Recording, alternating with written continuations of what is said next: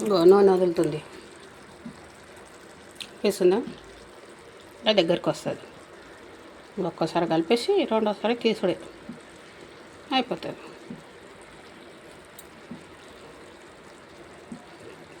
ఎమ్మి టమాటా రసం కిందికి వస్తుంది చూడు.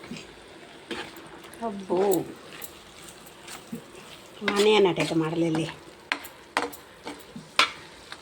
దగ్గరకు వచ్చింది అంతే కూర.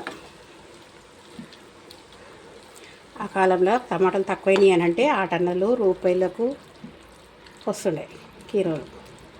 ఇప్పుడు 4 కిలోలు 100 రూపాయల కంట.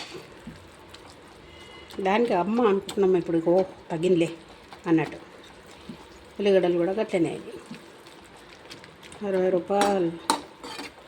ఇక అటు బండి మీద ఈడ బండి మీద ఉంటే మనకు 50 రూపాయలకి ఇస్తారంట.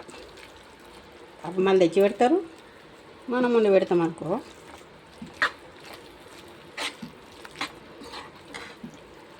ఏదో పెద్ద గొప్ప చేసినట్టు వంట చేసేసి ఇది అయిపోతాం. పాపం తెచ్చేటోళ్ళకి తెలుస్తుంది. అది ఖరాబ్ అయినా తినకుండా వాళ్ళకి బాధ అవుతాయి.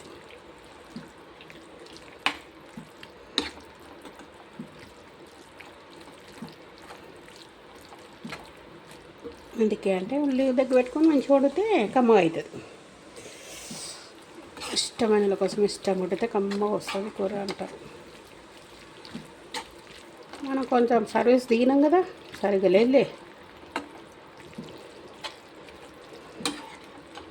మా వాళ్ళు అంటారు కూరలు బాగుంటాయి అంటారు, కానీ కొంచెం కారం ఎక్కువ వేస్తున్నా అంటారు. అందుకే ఇవాళ తక్కువ వేసిన. మళ్ళా మాది కారంలో మస్తు కారం కొత్త కారాలు కదా. Okay bye. కూరలన్నీ కంప్లీట్. వేసుకొని తినుడేగా.